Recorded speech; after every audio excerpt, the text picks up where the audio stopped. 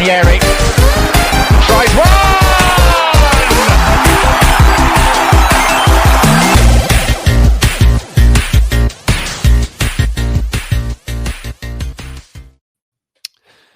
I would say that I'm happy for the season to be over and for us to move into the transfer window, but I'm also starting to think that might be going from the frying pan into the fire. This is Not That Kind of Gooner, an Arsenal podcast, and we're coming to you on Saturday, the day of the Women's Champions League final. Looking forward to that. All the best of luck to the ladies. And the day before the men play the final game of their season at Southampton. So we're going to get into just a variety of player movement and transfers and reported contract extensions and things about that. Probably big picture view of how we feel about where we are right now in terms of competing for titles. And with me to do that is my friend Curran, who you can follow at CurranBOP. Curran, how are you doing? Just tired, to be honest. I'm just a bit tired of the season. I'm already tired of the window. Apart from that, I'm all right. But just the whole club and the whole discourse around the club is just very tiring right now. And I'm just tired. I'm done with just trying to put a nice face on things or even do the absolute opposite. So I'm sure we'll get into it, but it's just everything is just a bit overcooked or undercooked, if you want. There's no real sort of, like, it doesn't feel like people are being real right now. So yeah, let's just get into it, because there's a lot to talk about, and I'm pretty sure you're just as frustrated and fatigued as I am. So might as well just get into it. Yeah, I tried for like 3 days to really closely follow every transfer development, and I think I cracked yesterday for reasons that we'll probably get into later. But just the whole, we're interested in this player. No, we're interested in this player. No, it's this player, and everyone reacting to every single little thing that every journalist says. It's exhausting. I don't know how people are going to do it for 90 days. They'll find a way, but I'm not sure I want any part of that. But yeah, let's kind of talk about transfers and stuff real quick. We'll start with the entire show. Let's be real. It's going to be sorry.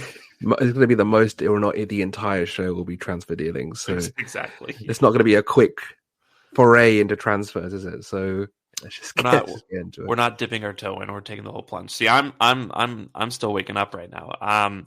I forgot to mention, even, you can follow me on Twitter at Shamsdale, on Blue Sky Shamsdale, Blue Sky Social, and the pod. You should follow the pod at Not That Gooner on Twitter, Not That Gooner.bsky Social on Blue Sky, at Not That Gooner on Instagram, at Not That Gooner on TikTok. We have a TikTok account now. You should do that. And at Not That Gooner on YouTube if you want to go and subscribe there. So let's start with kind of the internal decisions that we're making with the squad in terms of contract extensions. And it's, the noise coming out seems to be that the decision we have taken with Leandro Trossard and Thomas Partey is to extend both of them, or at the very least extend Partey and offer Trossard like a pay bump or something. The point is they're both going to be here next season, if the reporting on that is to be believed. And I just want to start by kind of getting your take on that. Like, are these two players that we need to move on from? Is there one of them you think that we need to move on from? Are they both just excellent players and it's not their fault that we didn't win a title this season? No, it's no one's fault that we didn't win the title. But for me, if we're looking at next season, we're looking at what the plan is for next season, what we've failed to do this season, why we haven't got over the line this season. Even why we didn't get over the line last season. In key moments, we do not have players that step up in key positions. If you look at last season, the Villa game, Trossard didn't step up when he had nearly a 0.9 XG chance in the first half to really put that game in our favour. if you look at Partey, look at the performances over both legs and against PSG, ridiculously getting suspended for the first leg for no reason in the first leg, and then the second leg, both goals he's involved in for PSG, both goals. And for me, it's very simple. I understand why. I understand the footballing reasons why we're keeping both of them. Look, the club clearly wants to move with concentrating their resources into very high-end players. You're looking at the likes of maybe if they don't get Champions League, maybe an Isak. I'm sure we'll get into that. If you're looking at Benjamin Sesko, a Victor Gyokeres, a whoever you want, maybe even a Julian Alvarez for all I know, Rodrigo, these kind of players, like high-end players. And the plan is, look, we want to put the majority of our resources into our striker and another winger, which is absolutely fine. But the fact is that Partey has been here for years. This is his full contract. We haven't extended him. He's been here for 5 years. If it is 5 years, I'm pretty sure it's 5 years. If Yeah, it's I think not, it's 5 years. And he's not been a player that, just on a pure footballing level, let's forget all the other stuff. Just on a pure footballing level, in key moments, I can reel them off. The 4-1 at Man City got completely dominated by KDB and Haaland. You look at I've already mentioned the PSG game. There have been run-ins where he's missed key moments when we've needed him, and we've struggled to compete without him. I can name campaign after campaign where him being missing has directly led to us having a downturn in form. And that just goes to show that when he's on it, very good player. But the fact is he's unavailable and is very prone in big games to not stepping up or just letting people go. And this is why I'm not so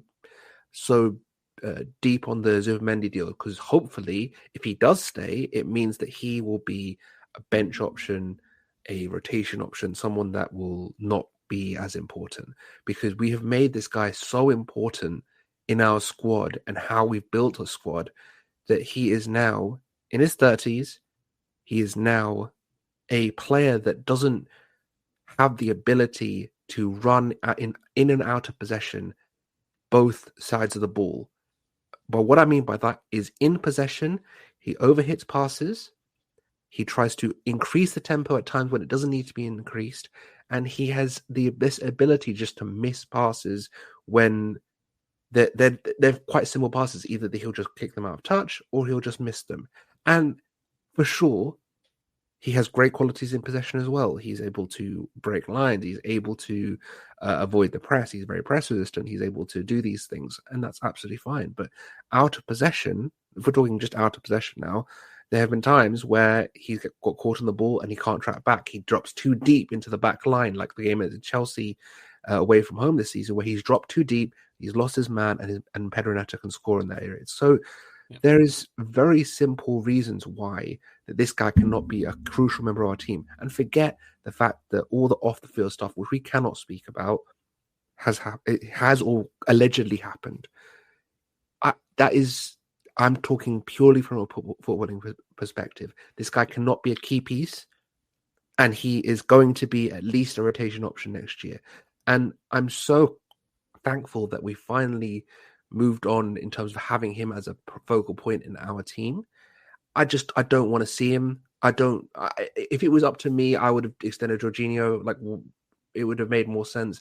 But I understand that he wants to be in Brazil. He's never played in Brazil. He wants to play in Brazil after he has a Brazilian heritage, I'm pretty sure, that goes back. So I understand that he wants to go. But the fact is we've built this squad so now that we have to extend Partey.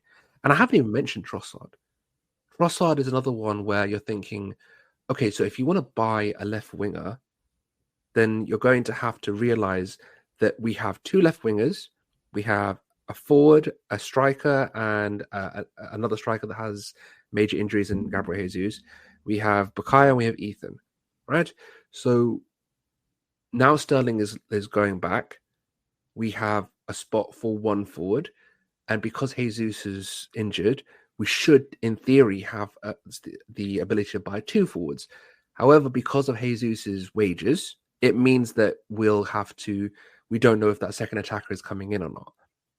The fact that we are extending Trossard makes no sense to me. If you want to get the second striker in or second forward in, that will basically take us to be a more sustainable team going forward, then you have to let you can't just extend Trossard and Martinelli. If this means that Martinelli has to go, then for me that's a mistake, because he actually provides the outlet that we need. We have very few runners in that front line, and we need more runners.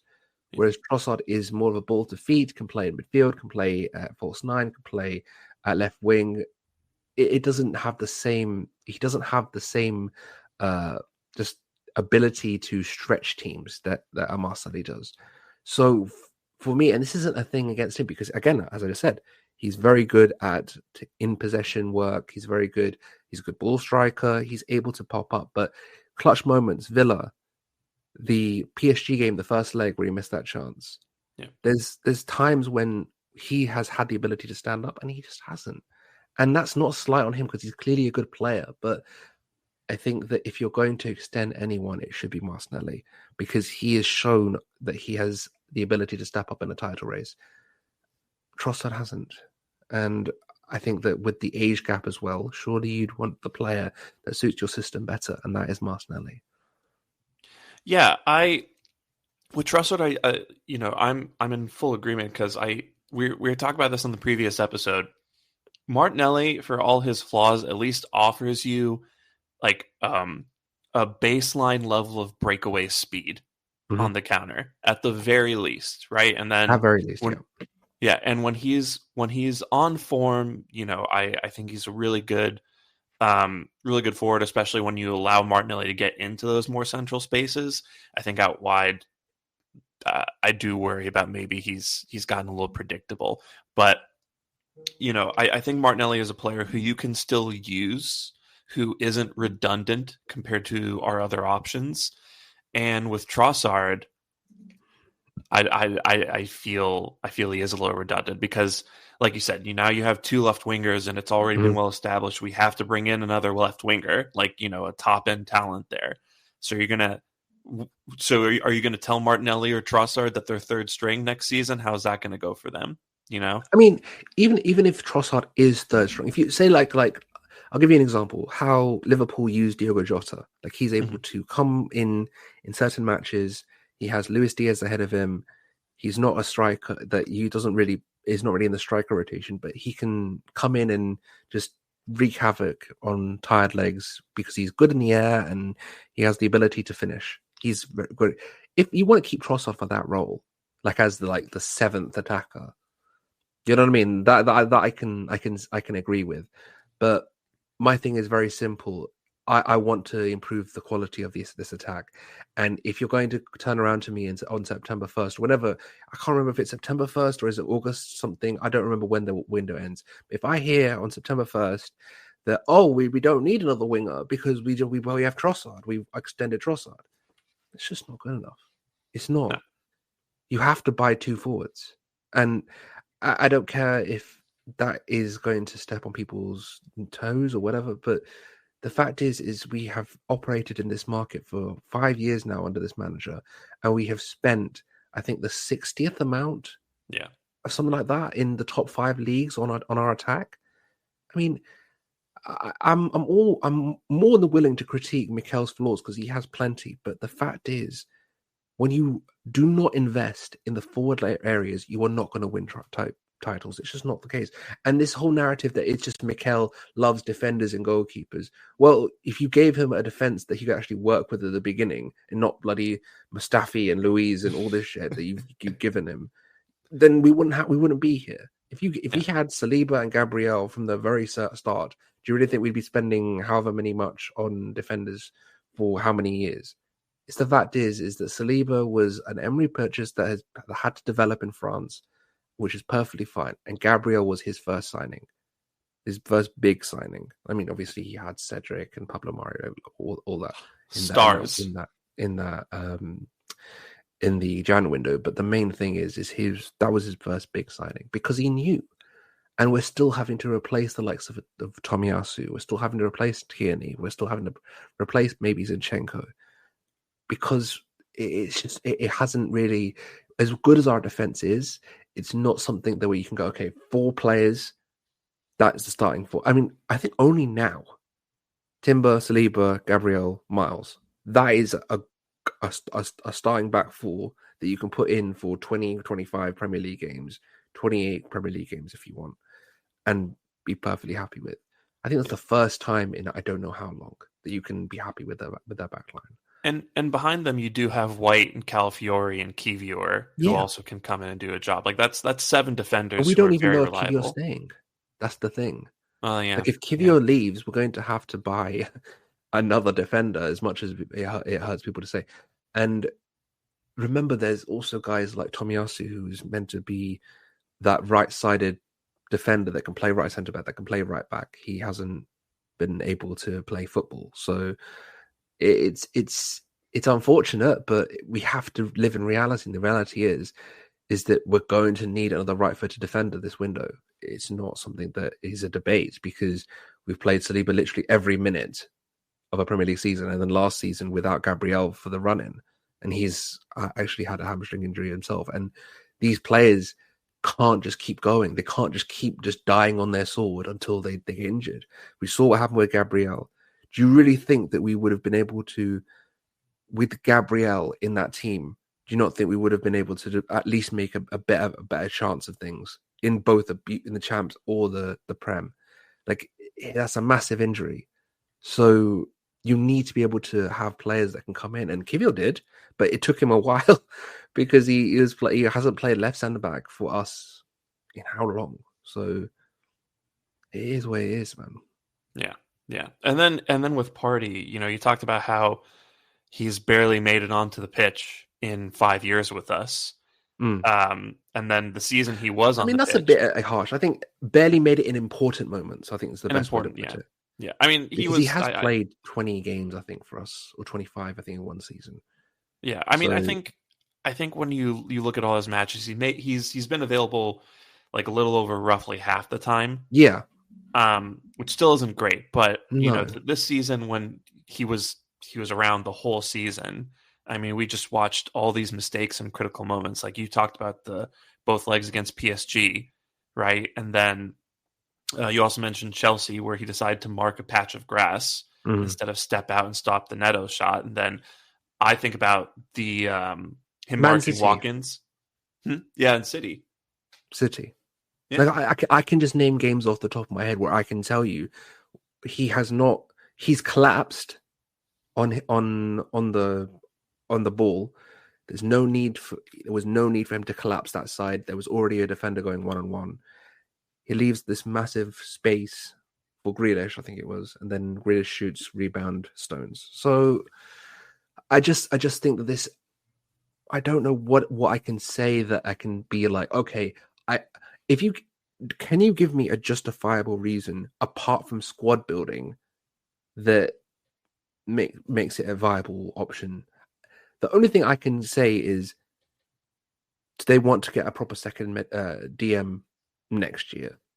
That's the only thing I can think of, because he's not going to play much with Zubimendi around, and they just want someone just to fill in case of Mendy happens, and then the next window the priority will be a younger defensive midfielder. That's the only thing I can think of for me personally, because I think that the concentration of funds is going to the front line and maybe a defender and a goalkeeper. I think you're spending about 50 to 60 million on the latter two, and then maybe 150, maybe even 170 on the top two. So that's the only thing I can think of for me. Like, that's the only reason why, because it doesn't make sense otherwise. Yeah. I do tend to think, at least with Partey, that probably is the reason where, you're not trying. You're trying to revamp the attack in a big way, and there's a couple additional pieces that you have to bring in, like you said, like the backup goalkeeper, like the right side defender, and this all is going to cost a lot of money, and you don't want to throw in the cost of going and getting a second defensive midfielder on top of that. But with Trossard, I just fail to see how it's anything other than like maybe just having a higher opinion of him than we have. This is the thing with the whole Arsenal hierarchy. It's come from Mikel to everyone. They are so reluctant to let people go. Yeah. They're so reluctant. They cannot do it. Like they bring people in, but they refuse. Like it took everything to get the likes of an Eddie and Emile, these guys out. And I love Emile and I love Eddie, but the point is they had come to a point where they had to move on, and we had to make decisions. It was only when decisions were forced upon us that we actually let people go. And we're very bad at selling in terms of not just the numbers, but the timing of selling. Like this is the perfect opportunity to let Trossard go, to let Partey go, and go ahead. But the point is, because we have 2 defensive midfielders leaving this summer, we can't let both Partey and Jorginho go, and Jorginho wanted to go. And Partey apparently loves London, so I mean, why should I give a shit about that? But like, it is what it is. So it's something that I like to like my stomach, to like the bottom of my stomach. I do not like this. It doesn't fit with what the club I grew up with. It doesn't. And I'm just going to be honest about that. I don't like mentioning off the field stuff on podcasts. I'll do it on Twitter all the time. If you want to follow that, more than welcome. I always say alleged. I'll always say whatever. But the fact is, it's your show, and I will be respectful of that. But the fact is, it goes against me as a person to let that guy be around, and it just doesn't fit who I am as a person. I just think that if you're going to do this, don't do this whole he's been consistent, he's been available. Don't do that. Just extend the guy and move on. Don't sugarcoat it. Stop with the sugarcoating. I don't need this whole interviews like, oh yeah, I love him, this and that. I don't do that. Just extend the guy and move on. I don't need all the fluff. Yeah, there was a Rice interview, I think, that came out today where someone asked him, like, what do you like about playing next to Partey? And he's like, oh, he's so calm. He just brings so much calmness to the game. Calm. Like I'm at home whenever he is doing one of his little turns, it's panic stations. I don't know if he's going to keep it. So I don't know how he's calm if I'm not calm. Deck, you're a yapper as well. You don't need to lie to yourself. You have the same innate ability to yap like I do, like everyone does. So for me, I would be on needles. But I guess you see something in training or just lying to yourself. I don't know. But for me, it's very simple. I don't think that he can play 20 games for us next season, and I don't think he will. So that's the only thing I can clinging on to. And if there is anything but the biggest DM search for next season that I've ever seen, this is done. Like that's the only reason. The only reason is that you're keeping him for to help the transition to the next DM. That's the only reason. Yeah, I will say I think Rice was actually correct when he said Partey was calm. I think Partey's a little too calm based on how he jogged back after Liverpool and Newcastle the last couple of weeks. He is calm, but he would not let me be calm. I'm watching it and I'm just like, brother, what are we doing right now? The way he jogged back like I would at the end of a 5K when he was chasing after Liverpool's and Newcastle's attacks, maybe be less calm, Partey. But yeah, we should. The other thing is there. I feel like Partey at times, and the same thing will happen with Zubimendi. By the way, it's not just Partey. The same thing will happen with Zubimendi. Is Partey will give the option of going short when you shouldn't go short. Yeah. Like you shouldn't go short. Like there's games like Newcastle. You mentioned Newcastle. You should not be going short. They will be on you. You have to go long. You have to go over the press.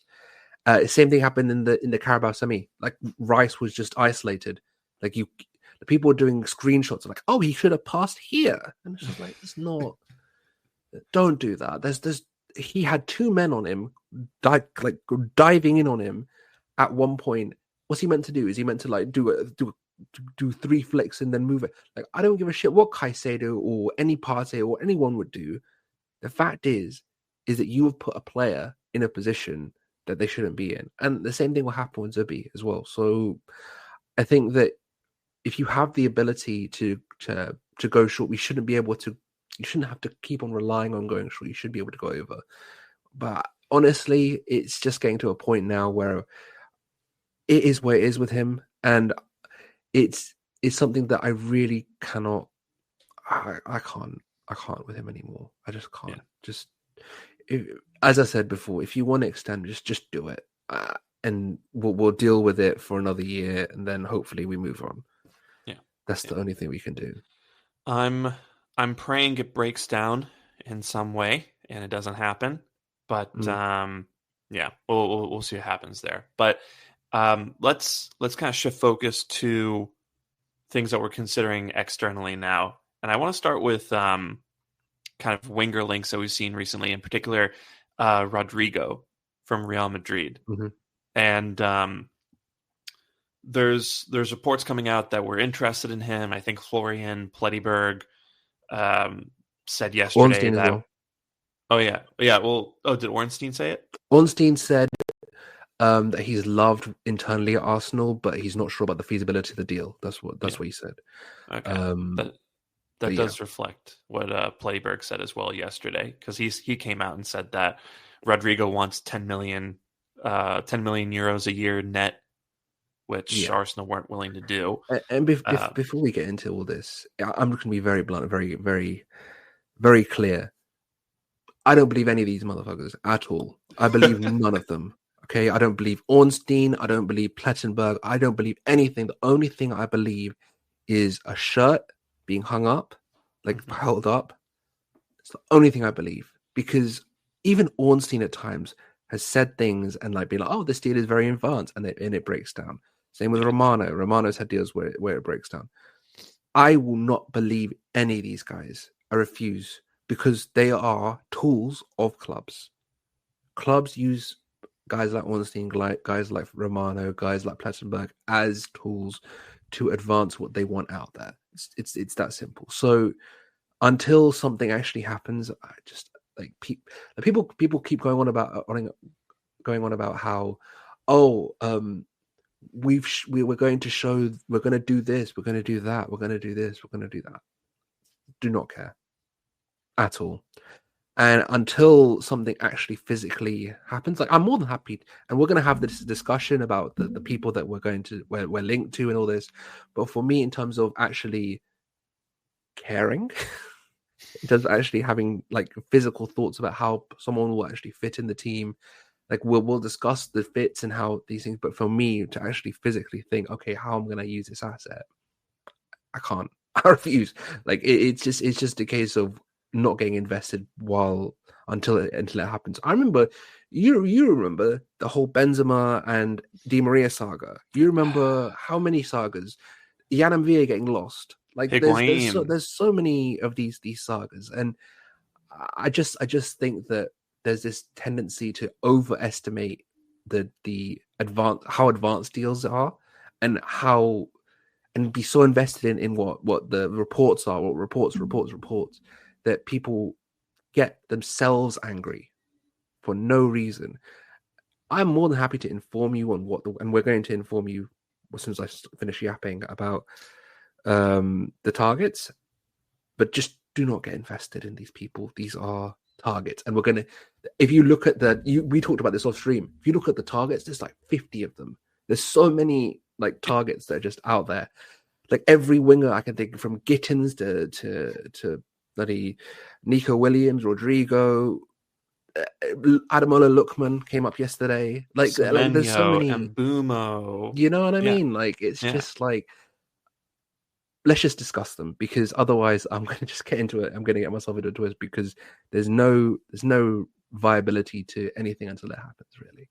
Yeah.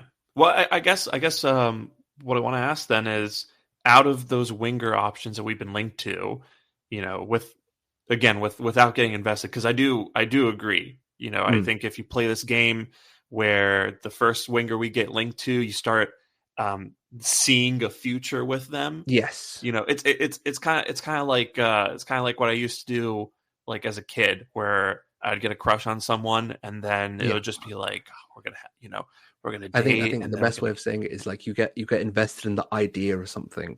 exactly. That's how I do it. But you asked about the winger options. Let's go through the pros and the cons of each winger option. Okay, so for me, my personal option is Nico Williams. I think that is the most easiest fit into our system that I've ever seen. There's very few guys where I've thought, okay, so you're telling me that this guy has a proven partnership from what he did in the Euros last year with a winger, a creative right winger that can help him attack the back post. Check. You've got a player that can be creative in wide areas, as well as be a very aggressive one-on-one, as well as being very good at attacking one-on-ones. Perfect. You've got someone that is able to create from wide areas, that can hit the byline and cut back, or cross from wide areas. Check. The main thing with Williams that is a bit, I don't know, is will his goal tally rise as he gets older? I think yes. I think if you put him in a system where he's able to crash the back post, be a bit more aggressive in how he attacks the box, I think you have a winger there because right now about Bilbao, he is their progression on the left side. He literally is dropping down to the center line, is picking the ball up, and he's running up the field, and he's trying to create from wide areas. Whereas for Spain, this guy was crashing the back post and getting goals from areas because his timing of runs was excellent. So I think that's something that we could definitely use. And I think that is the thing. The only thing is, and I understand where the people that watch him less have a bit more credence, is he needs to score more goals. And I think he can, but that is my main choice. I mean, I don't know what to say other than that. As for the other ones, I think Rodrigo, obviously is, when you talk about things that we have missing in our squad, a between the lines combination player on the left hand side is something that we could use in spades, because the ability he has to come inside, hit a 1-2 and create, or just have the ability to hit the byline as well, come from wide, is not rapid, but it's still quite pacey, and it is on his actual preferred side. I think that is something we could use, because what a lot of people want is a wing fielder.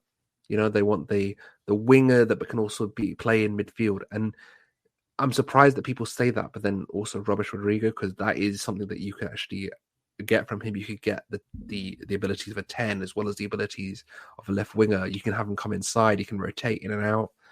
So there's definitely ways that you can really use that profile. And he could even play as Trossard does sometimes in more of a 10 role, where you can come inside, and even, like we had the Liverpool formation with the double false 9 or the false 10s, whatever you want to call it, and have the wingers wide and have him be more of an inside presence, and him and Odegaard can play off each other, or him and Havertz, or there's a lot of ways that you can use a Rodrigo. I think he's very tactically able. And as for his constraints, there's sometimes where he can be a bit weak in terms of his when he meets contact, especially when it's coming back to his back instead of actually facing it front on, because he wants to be quick and just kind of move off, and he doesn't really have the strength just to hold his frame at times. Mm-hmm. But yeah, I think that's a very good option as well.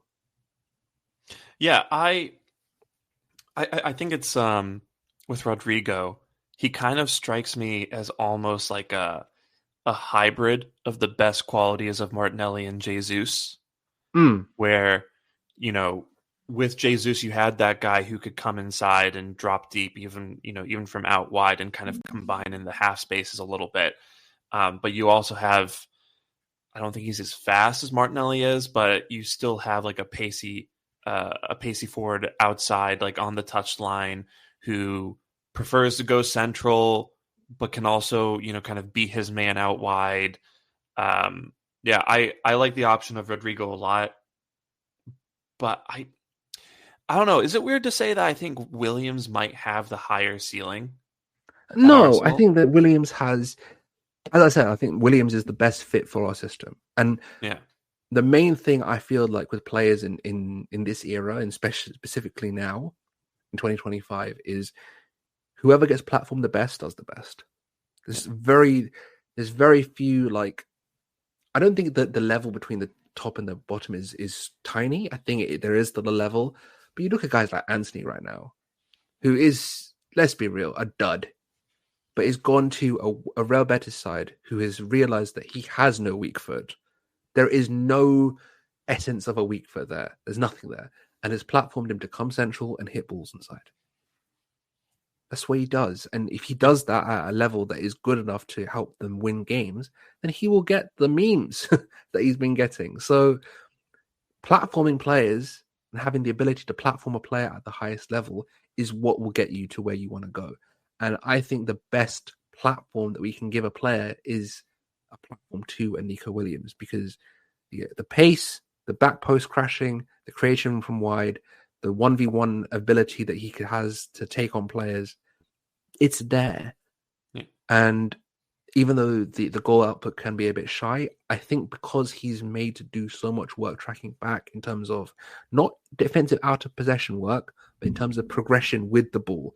So he is made to his starting position is so low, right? Just like even Saka's starting position is low. But the point is, our left winger is much more dynamic in terms of their movements from out to in, higher up the pitch. That we're very low touch on the left hand side. So if you're going to have a winger that is able to attack the back post and crash that area, as well as when there is an ability just to have to try and break down a more trickier block, the ability to have that option to say, okay, not only are we going to be able to have him crash, but if we want to switch it wide to him, he'll take on a man and try and cross it. So that's the best option for me. And I think that's a very viable option, as well as if you're talking about a release clause of 50 million, I think it's a no-brainer, despite the wages. Like you negotiate wages. If you can fit it in a you can fit the players we have fit on our wage, but I'm sure we can fit another. I don't think it's a massive issue, and I think that is the best option for me. Yeah, especially because with our left winger, it feels like a lot of the time you basically isolate them out wide 1v1 against their right back. And Martinelli has struggled with that. I don't think Nico Williams struggles with that. No, I mean, if you the numbers alone, like I'll put them up now. Like there's something like he's in like the 95th percentile of like take-ons completed, of take-ons, right? Like I'll pull it up in a sec, but he's in a ridiculous he has this ridiculous ability just to keep going at players, and in that way, that's what we need. You mentioned it. In specific situations on the left hand side, you'll have the ability to I apologize. You'll need the ability to have someone that can just take on a player and get a cut back in. So, yeah, for me, it's that simple. Like he's in the 99th percentile, 8.5 take-ons attempted, and he's the 98th percentile for successful take-ons. Yeah. So I don't know what we're talking about here. We're talking about a winger that is at the top of Europe, especially with the way that we play, right? Like.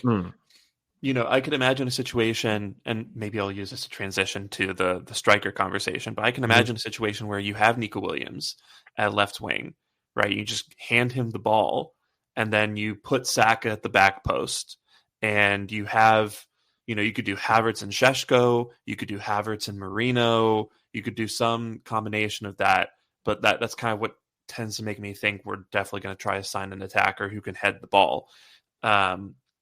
But you get two guys and Saka to crash the box, and then you just have Nico get the ball in there somehow.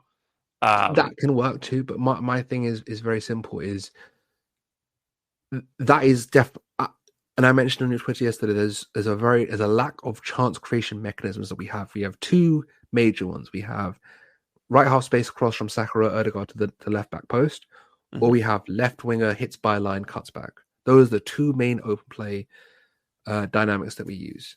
And sometimes we do Rice underlap and pulls the defender deeper, and the left winger can cut in. That's the third. But that's not been used that much this season. It's been more the former two. If you're going to have the ability to go both ways in terms of having crosses from both sides of the pitch, it means that the players can't just hit, like their defense doesn't have to hit one post. They have to be wary of both posts.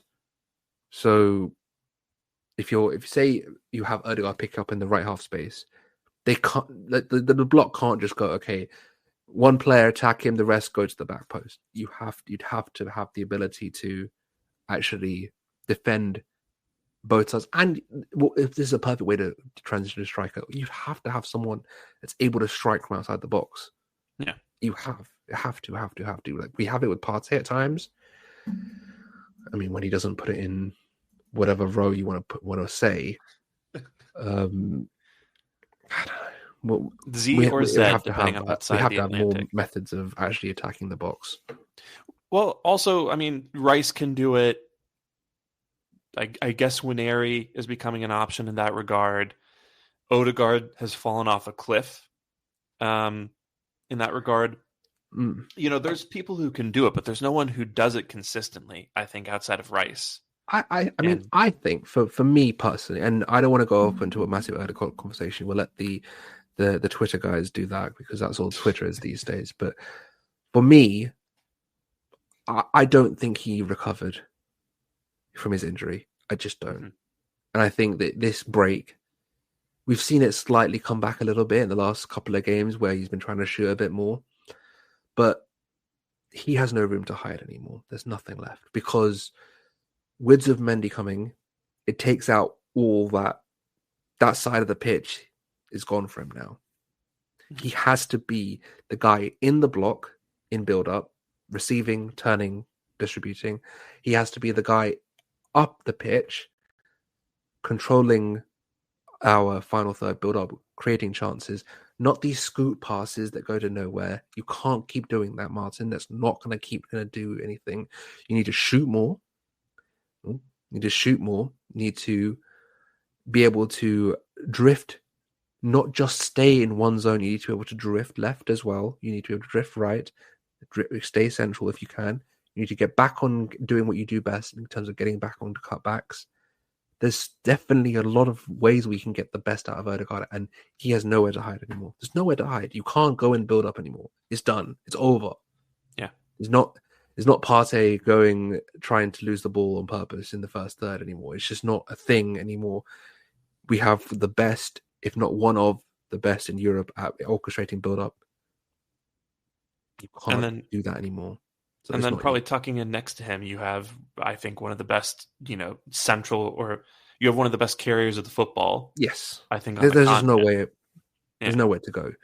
And the reason why it's so, like, I understand that you're probably going to talk about Verts at some point, and everyone's talking about that. But for me personally, if you're talking about me personally, I don't really care especially about Verts. And it's not because I don't like Verts, because if you look on my Twitter, you search Verts, you'll see me many times saying, oh, we should have got this guy, but we have the best platform for a 10 in the world right now. I think personally, if you have if you are a 10, you have build-up specialist, carrying specialist. Out of possession, we have the ability to get the ball to you, because we'll turn over possession and get you the ball. You have the ability, the freedom to go wherever you want, create wherever you want. We have the best crop of young central attacking midfielders that we've ever had in terms of Wineri, Dowman's coming through. These two are very, very young and you can't put too much pressure on them. But the point is, they're very good. And for me, and it's similar to the Partey situation, Martin, not very similar, but it is slightly similar. Martin has to step up where he's going to get stepped on. Yeah. It's that simple for me. If this season happens again, it's over, mate. It really is. And and this is coming from someone that isn't a massive Erdegaardism guy. I don't give a shit about any of the terms. Just do well and you'll be fine. And the reason why I said this is a good connection to the striker conversation is because I think with the correct striker, I think the ability that he has to control a build up and have the pitch spaced out a bit better for him, I think it will platform him a bit better, and he will be. Remember, he is a 2-time player of the season for us in 2 title races. Like he's not a scrub.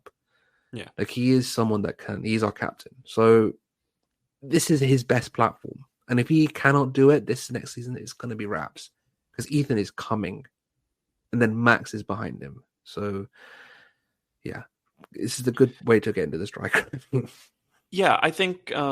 I think you're absolutely right in terms of this is probably going to be a season in which Odegaard might be platformed the best he's ever been at Arsenal, because you have Zubamendi. I think it's safe to say we've wrapped that up.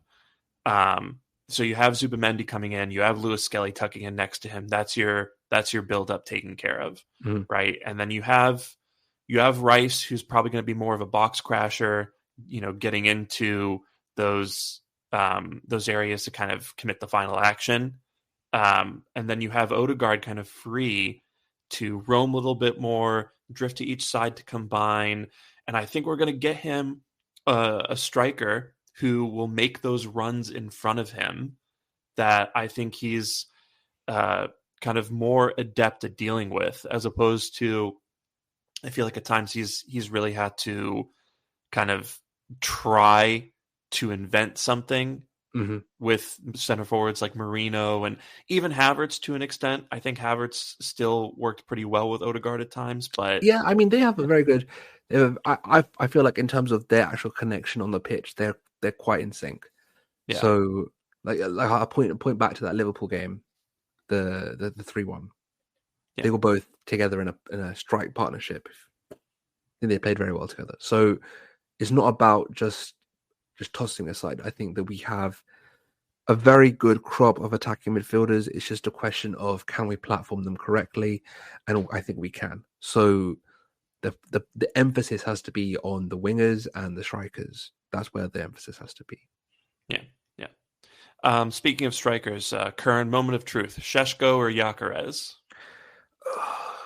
Oh my god, I don't care. I don't care. Okay, like both of them. Sesko, fine. You want to answer Sesko? I just love asking you these questions. I can't. I'm done with it. I feel like people need to go outside at some point. There is a lovely summer's breeze weather right now. My blinds are down because I don't want the glare. Go outside. There is no need to debate this because one, we don't even know if these are the first choice strikers. We don't even know that because we are clear. The club is clearly waiting for Sunday. Yep. If Sunday goes the way the club wants, it'll be neither. It'll be Isak. And you can say, oh, it's never going to happen. That's what the club's view is right now. They've said every step of the way that Isak is our top target. And if they don't get Champions League, they will go for it. Even if they do, I expect they will try. Yep.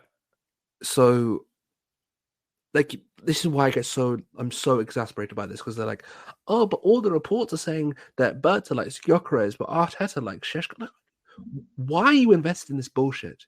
Are either of them coming? Do you know which one is coming? No, but the reports. Fuck the reports. Who gives a shit about the reports? The reports are for people. You're doing exactly what the reports are meant to do. You're discussing the reports. You're not discussing anything about the players. And if you want to discuss the players, they both have great strengths and great weaknesses. Both of them. And it's very simple. Both of them have weapons that we can use in this team. So let's take Sesko, for example. Sesko, his ball striking, brilliant. His ability to hold up and link play, very good. There are times when he doesn't realize his size. Like how the best way to put it is he has this ability to not realize that he is 6'5" and not take advantage of that. So he can be a bit weak in under contact at times. That's not good, especially for an Arteta forward. Like, that will need to be coached. Like we've seen it coached with Kai. Kai is now, we've seen how Kai is. So that will need to be coached. And it is very coachable, but it will have to be coached. It won't be just immediate. And there will be times where you think, oh, wait a sec, you're big, use your size. With Gyokeres, there is this fundamental misunderstanding of what a transition from Liga NOS to the Premier League is. And it's not that it's some sort of crazy leap that is never going to happen, that he's never going to do it. But the fact of the matter is, you will not get the ability that players that he has but players step off him. Players do not step off you in the Premier League. Players step off him. And I want everyone, if they have a chance, there's a lot of content. Just go on, if Twitter ever works again, or if this bloody app decides, it's down again, by the way. If this app ever decides to work again, then go on Twitter, and there is a comp of Gyokeres versus PSV, and his ability that he cannot create the separation, doesn't use his body in the correct way. He doesn't get past his man well enough. It's not good. That's not good. He's a very good finisher. And he is very good in terms of the ability inside the box to find a bit of space and get a shot off. He's very good at getting shots off, and he's very good at finding the corners. So as I said, they both have strengths. They both have weaknesses. You should not give a shit. Yeah. You're not until one of them becomes a viable option, not bloody Plettenberg, who is.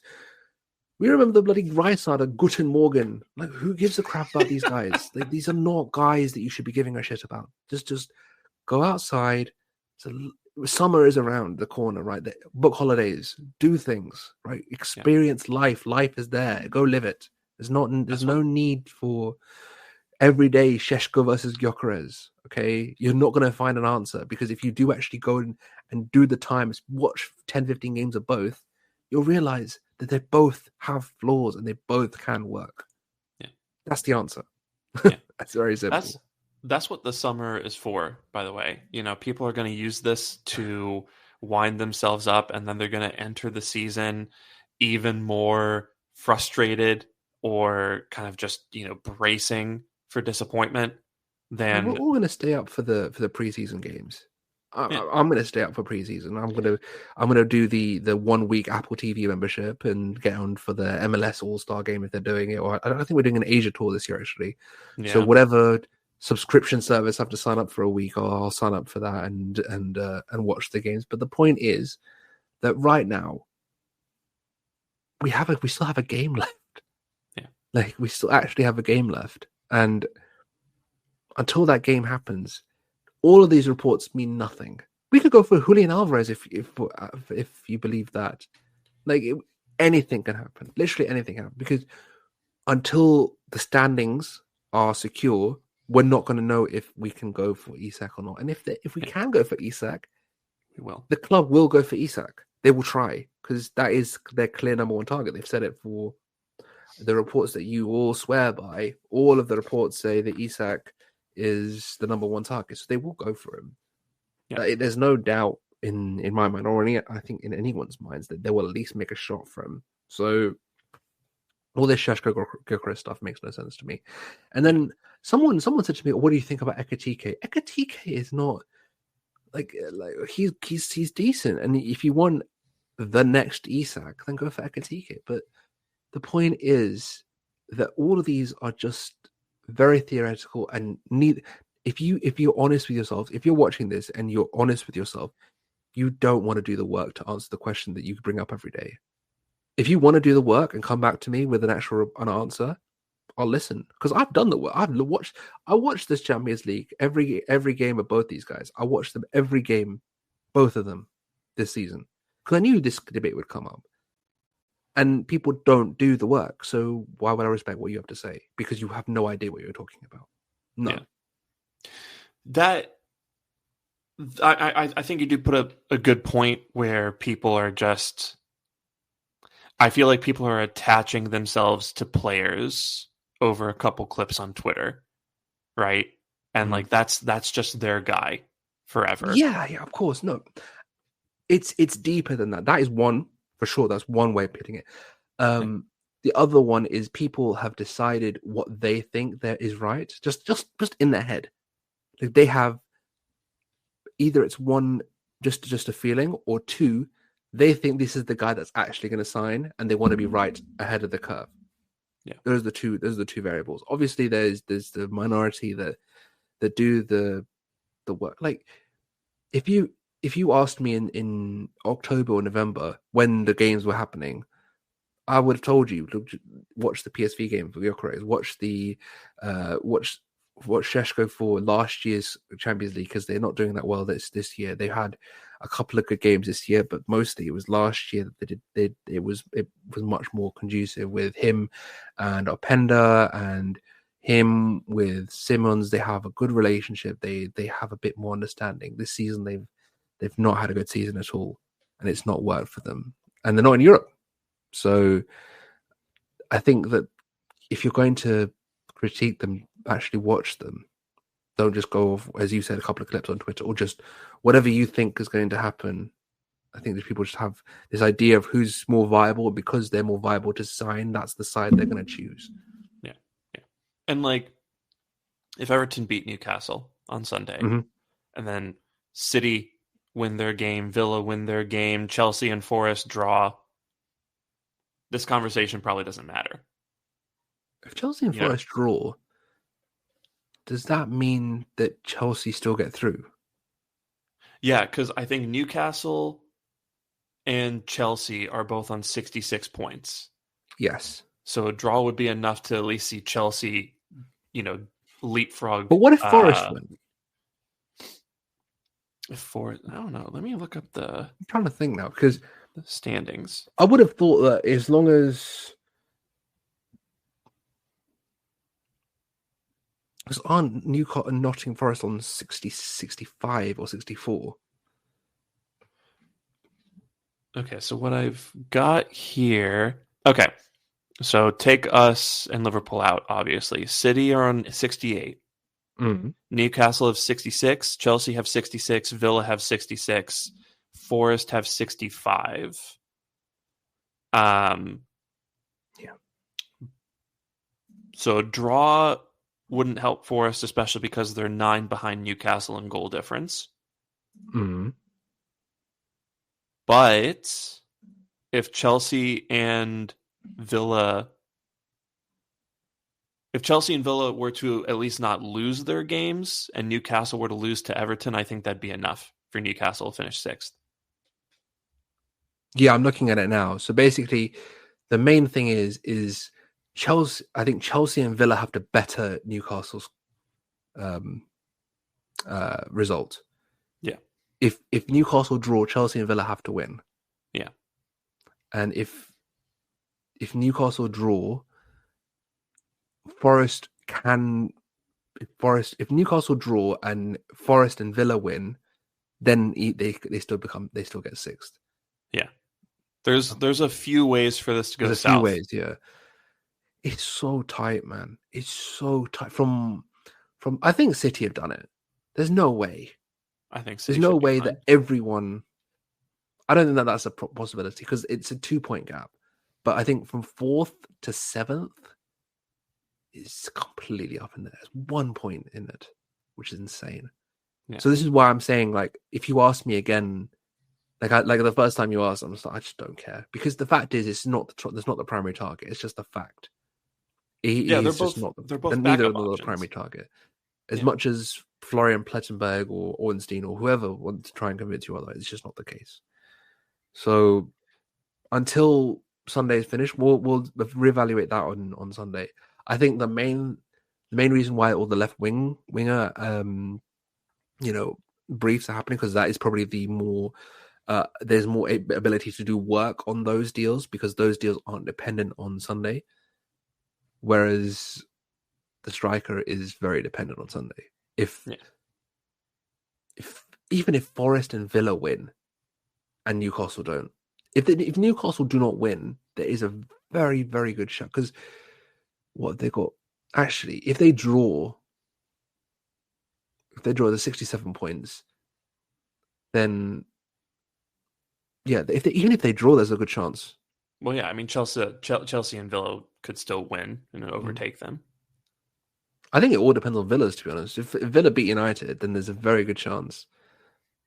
But it's all in Moyes' hands. So, I mean, I think United are done emotionally. I think Villa are gonna die. Honestly, if I couldn't hate them anymore, the fact they just let Spurs win a trophy it's unforgivable. Like, you can see, I've got my screen open right now. I'm on BBC Sport, and I can't see either United or Spurs. Like, I have to scroll. And there they are. United, 39 points. Tottenham, 38 points. And Tottenham are going into the Champions League. They're going to be in pot 3, you know that, right? They're in pot 3? Mm. Oh. It's not the same, remember the Europa League goes into pot 1, and no, they're in pot 3. So it's going to be pretty peak for them because they're going to have to play 2 pot 1s and 2 pot 2s. I don't think it's going to go well for them, to be quite honest. I think it would pot depend 1 a lot on games, their fitness. If they actually buy a squad, if they actually buy players that can actually come in for a Van der Ven because he's going to get injured, if they can come in for a Bissouma or someone, because right now it's just that 11, and that 11, you saw how bad that 11 was against United, even without Kulusevski, Maddison, and Bergvall. Even though you add one of them add in a Kulusevski, add in a Bergvall or a Maddison, it was just shite. It was actually terrible. That game was. I don't know if you've seen that Drewski meme where he's like playing with the construction workers. It was like like that. It was so bad to watch. Like, even the winning goal was just the terrible. Like I understand why they're having a parade, but I'm not proud of that. I can't be proud of that. Like, there's no way that you can. Like, I've not seen many Spurs fans because I don't really know many. I know a lot of United fans who are just in bits, but I don't know a lot of Spurs fans. I think that's by they're choice. all over here. But and a lot of them are come out of the woodwork. Like, you're seeing Spurs tops in the streets all of a sudden, apparently. So, where you been, lads? It's been a bit of a tumultuous time. I was getting dinner a couple weeks ago with a buddy of mine and both our wives, and I knocked a glass over from the table. And a guy the next table over said, "Classic Arsenal fan," because I was wearing an Arsenal jacket. And I just looked at him. I was like, I'm sorry. Do you support a team? And he was like, "Yeah, Spurs." And I was just like, "Okay, have a good one."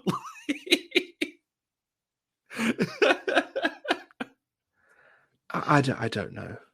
I don't know what where the chat has been. They have tried, but it is what it is, man. Like, if they can enjoy a pot 3 whooping, because that's what they're going to get. They're not going to get an easy ride of it. They're going to be playing like Bayern and like Madrid, maybe, or whoever. They're going to be playing some. They're going to be playing some teams. So they get like Madrid and PSG or Barcelona. Yeah, Inter. You know what I mean? Like, it's going to be tough. I don't know. Yeah, I can't bring myself to care that much about Spurs. It's not even caring. It's just like I'm just upset that well, I'm not even upset, to be honest. Like, I'm upset that they won a trophy, obviously, but I'm not upset because the way that these United fans have to now deal with the reckoning that they have caused, years of, oh, we'll bring Sancho in for 72 million, we'll bring in Ronaldo and pay him this, we'll bring in Pogba and treat him like shit for 10 years. We're gonna do all this shit. We're gonna pay all these wages. We're gonna bring in Maguire for 80 million. We're gonna bring in De Ligt, and we're gonna bring in Mazraoui and Onana and this and that. It goes on, and the amount of wages they've paid, the amount of shit they brought through, the amount of times they've had to pay compensation to sack managers. Yeah.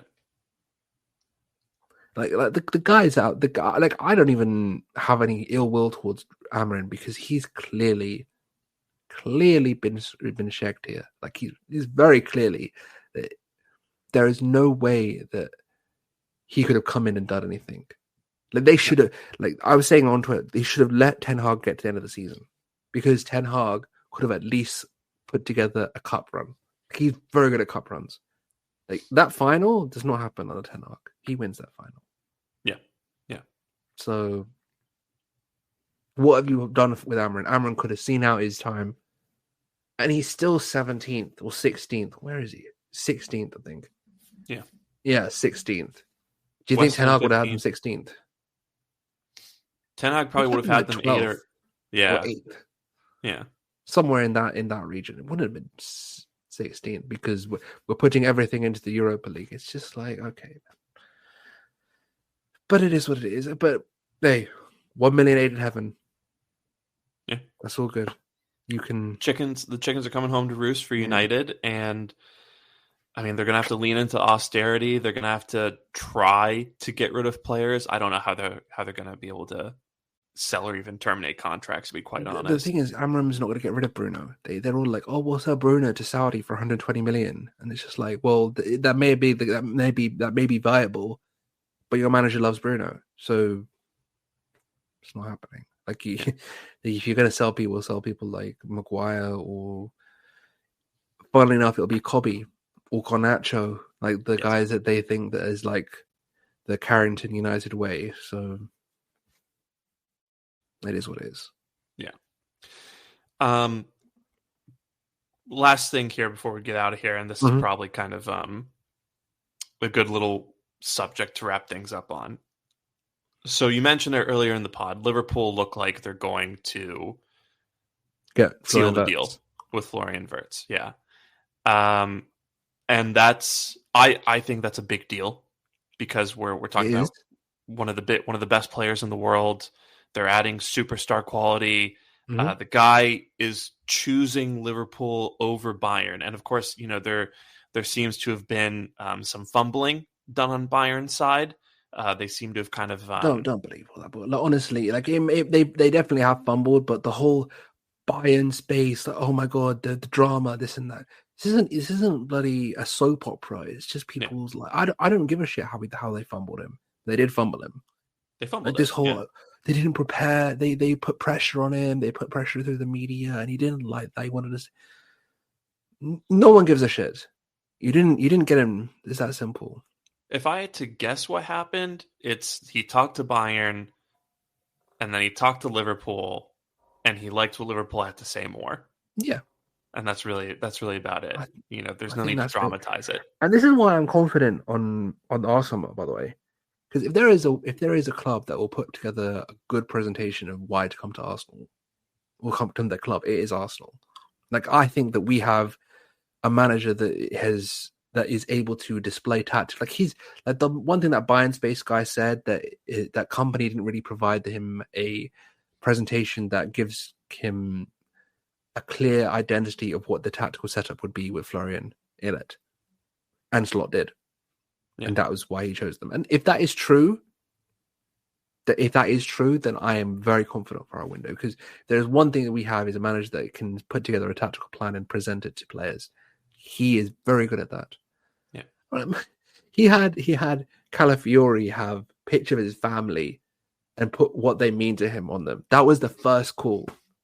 Like that, there is no club on earth that I think we can come up with nonsense like that.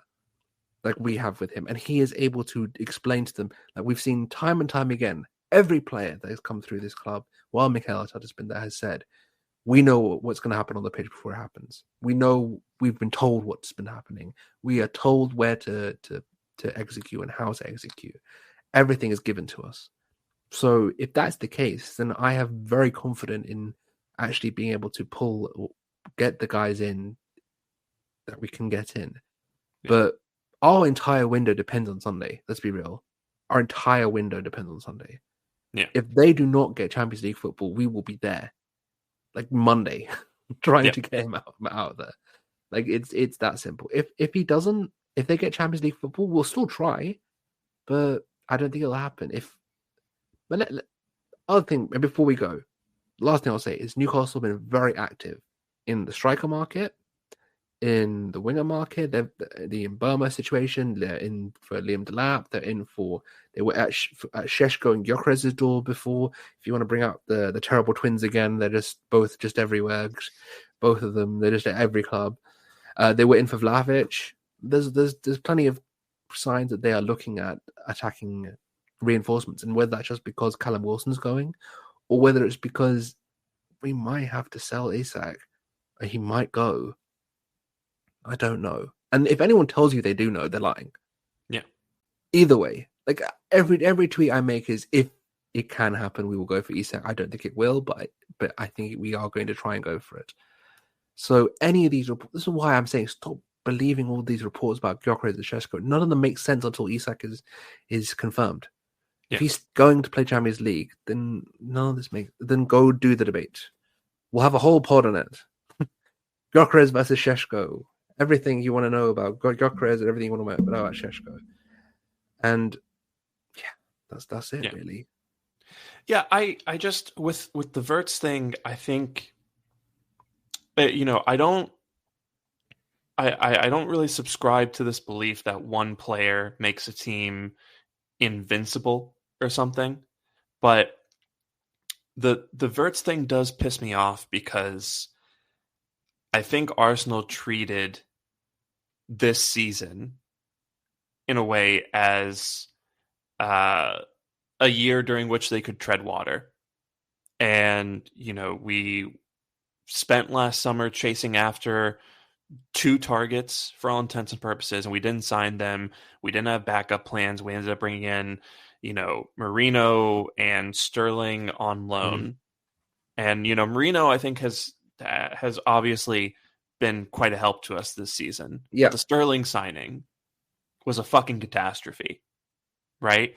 And it hamstrung us in the January window, because you can't, with Neto and Sterling on your bench on loan, you can't go out and get Rashford.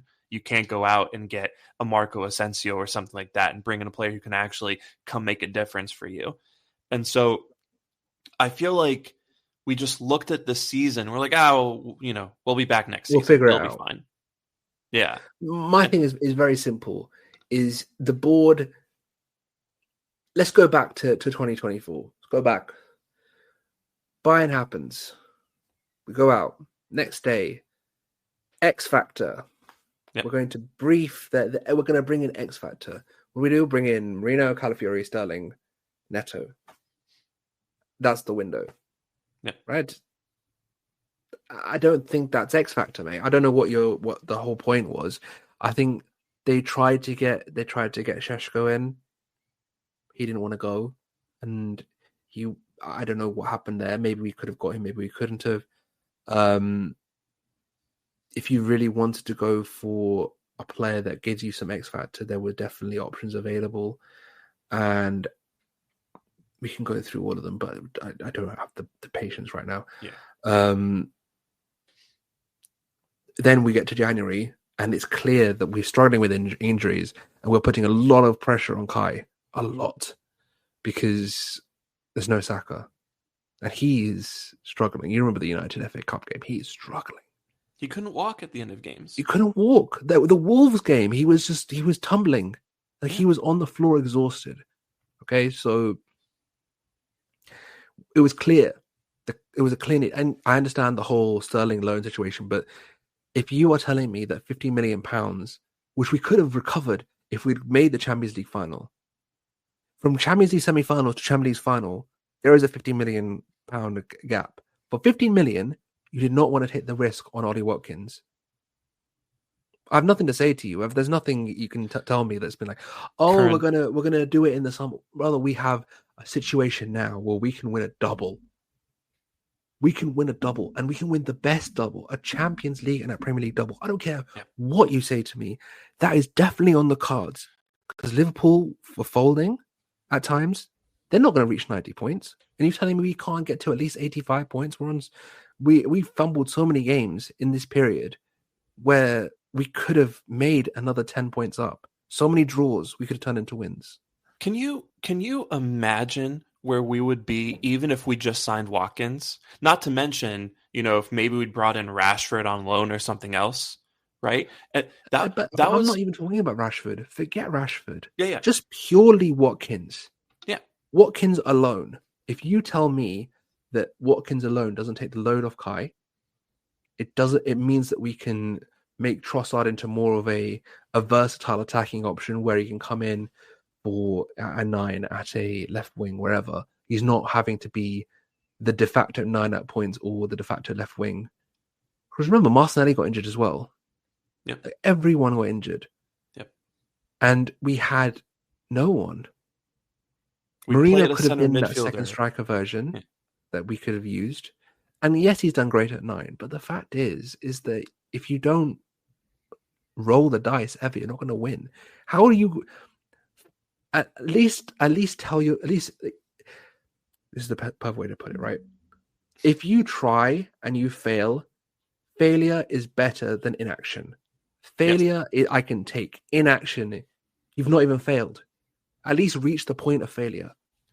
If we had paid the 60 million for Watkins and we had still finished second, we had still gone out in the Champions League semifinal or the final, right? I can live with that. I can sit back and say it wasn't our year. We went for it. Yep. Yeah.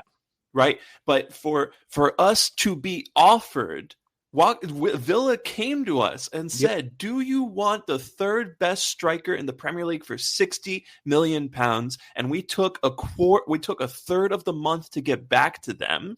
And then we bid 2/3 of what they asked for.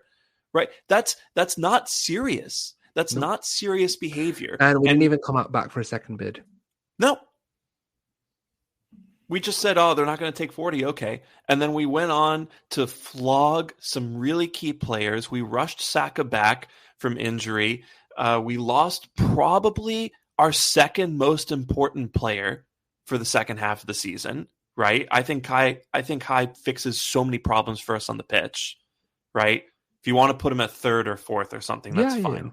Yeah, but we lost a critical player because we saw him struggling physically and decided to keep making him play full 90s. And now, the reason I'm so pissed is we're entering a period where City are going to go drop $250 million on their team this summer. And that's optimistic. So I think they could crack 300 easy, right? And they're going to go sign some of the best talent they can find. Liverpool have just signed probably a future Ballon d'Or candidate, right? And we're sitting here without, if we'd won the Premier League, if we'd won the Champions League, I can at least sit back a little bit and be like, okay, well, we had our moment of glory. Let's see if we can add to it, obviously. But if things don't work out for us because we're competing against Liverpool and City at full power, I can live with it a little bit, right? And now it's worse than that. It's worse because the fact is, everything you've said is perfectly accurate, but it's worse than that because the fact is that we're extending, as we go back to the beginning of the pod, we're extending Partey, we're extending Trossard. This is what we're competing with £250 million with. We're taking a Trossard to a Reinders fight. We're taking Partey to a Rodri fight. You know what I mean? We're not taking. I don't know. There's Twitter's back now. Hooray! Thank you, Elon, your benevolent savior. Thank you for giving us the actual version of the not Twitter my benevolent timeline. savior. It's just even now there's Berta's talking to Leao. What is that going to do? Is that going to be that would be a great signing? Yeah, but is that going to be a signing that goes? Will it happen? Will it not? Will it? I don't care if it's Santi FM. I know he's a good source, but I don't know. It just feels like all these talks and all this stuff. It doesn't make any sense before the window opens. It doesn't make any sense. It just feels like they're just spattering everything around. Yeah. Will you actually do anything? Do something. Then we'll believe. Because before, the last 2 winners, you've done fuck all. That's the thing. Listen.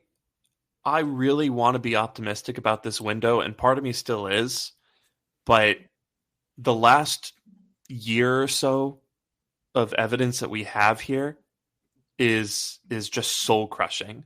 And to see the teams around us, to see Liverpool moving to establish a dynasty while, we're going to struggle to find, the quote unquote right 9 to bring us forward is, it dampens my outlook a lot. And if Newcastle make the Champions League, they're going to hold on to Isak as hard as they can. They're going to add more talent to that. We might be talking about a 4th team in the mix here.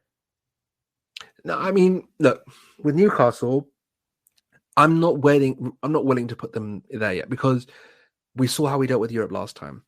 We saw how it happened last time. And as well as I know they're going to add, I know they're going to be a bit more wiser about how things happen. But it's the same with us. Like, until you prove that you are willing to move in the right direction, I'm not willing to A, give this Arsenal regime any credit, or B, put Newcastle in a title or even competing with us phase. Like, they're not ready. They keep saying like they're going to be, like, they're still playing Dan Burn at left back at times. Like, it's not, you can't be doing that. We don't know if they're going to keep on to guys like Isak, guys like Livramento, guys like all sorts. Bruno G, is he going to stay? Like, we don't know these things. So I'm not willing to put Newcastle there yet, as well as they are doing, and I'm very happy for them because they are a good club. They have a good fan base. As annoying as they can be, they have a very passionate fan base. Not yet. Not for one more season at least. No. Yeah. That's fair. You're pulling me back from the abyss a little bit. But I guess I say all that to say, the thing I'm looking for from Arsenal this summer the most is 2 things. One, get the players. Right? Mm-hmm. I don't want to hear about us walking away from deals over £10 million or over 50K a week. Right? If that's what it takes, make it happen, because this is the season where you have to go out and win something. And then in addition to that, do it early. I don't want guys walking in with 2.5 weeks to go before the season starts, and it'll take them until October to be up to speed, and we're going to drop 7 points until then, or 10 points or 11 points or whatever, right? Get the guys in early. And that's why Zubimendi is a good start to me, because Zubimendi's going to walk in that door. He's going to have the whole summer to adjust to the players around him, to be coached by Mikel, to figure out how he's playing, and he'll be acclimated by the time the season starts, right? I don't want fucking Nico Williams or Isak or Rodrigo or whoever walking in that door July 18th. No, that's not acceptable to me. Those guys have to be in there end of June at the latest. They should at least participate in the tour. Like, they don't have to be there at the beginning. They should be at least there or thereabouts. Yeah. And for me, those 2 points, perfectly well put. Perfectly put. I don't think that's the main 2 things. For me, on top of that, because those are, again, perfectly put. For me, the main thing is very simple. Just don't make sure that you are not settling. Do not settle. That is the main thing for me. No more Lautaro Martinez to Zinchenko. No more. No more of this nonsense. If you have a top target, go and get the top target. No more of this sort of like umming and ahhing and missing out on targets. No more. You have one shot this year. Yeah. Because after this year, we do not know where people are. Because say we extend Saka, we extend Saliba, that's great. Another year with nothing to show for it, for the likes of a Declan Rice, even the previous 2, Gabriel. It's not acceptable. These players deserve to be should be acknowledged for the players that they are. This team deserves legends. This team deserves to be made into legends. Yeah. These teams do not deserve to go out like this. And it's not acceptable. I do not want to see Gabriel put in the same ranks the same things as a Koscielny. I don't want that for him. I don't want that for him. It's not good enough. They're too good. They're too good. And it's unfair to them because and we mentioned it before, 60th in the top 5 leagues of investment in the front line. It's not acceptable. Less than Leeds. Less than Leeds. Yeah. Like, I understand that there was a defense to rebuild. I completely understand that. But now, do your damn job. Get the attackers in. Do not let us go without actually doing the correct stuff. And I don't want any striker. I want a good striker that will give us at least 15 to 17 Premier League goals this season. Minimum. Yeah. Minimum. I'm not talking 25, 30. That would be great. But minimum 15 to 17 Premier League goals. You give me that. You give me a striker that can do that. You give me a left winger that can chip in with 10 league goals. And we're there. We're so there. We're this close. Yeah. And we cannot be Brendan Rodgers. We cannot be one of those teams. We can't. You've got to refuse that. Yeah. We can't be a nilly team. We can't have that for this group. This group does not deserve that. It deserves to win. And the only way it will win is if there's proper investment in the right areas. It's all that's all it needs. And if it is Isak, that would be absolutely amazing. If it's one of the Terror twins, even better. Not even better, but like good enough. Like it's that simple. Just get someone of good quality that will give you 10, because we're not that far away. We're just not. Just invest in the right areas and we are there. But honestly, this might be a crazy thing to say, but spend 150 million pounds on Isak if you have to, even if Newcastle wins the Champions League. Yeah. Look, you spent what 100 mil last window. You have the ability to spend 300 million this window. You have the ability to do it because last year we didn't have PSR problems. This year we definitely don't have PSR problems. You're letting go of Jorginho. You're letting go of probably a Zinchenko. We're definitely obviously Tierney. We're getting rid of when obviously we weren't paying majority of Sterling's wages, but he's off the wage bill as well. Whatever we were paying, but there are players that are leaving, and you have the ability to concentrate your funds, pay the premium fees for the premium wages. People are saying you can't pay 350,000 a week for Rodrigo. Why? Do we not have the ability? I saw that. Do we not have the ability to do that? Do you really think that's out of question for us? Chelsea are paying 400,000 to players, aren't they? City are paying 400,000 for players. Are we that far behind? Aren't Liverpool paying Van Dijk like 500 or 600 a week or something? I just don't know. I don't know anymore. I don't know anymore. Like, we can do it. We can 100% do it. It's because you've been told because this fan base is still stuck in the stadium debt era. We have no stadium debt. There is no debt. We're not Man United. There's no debt.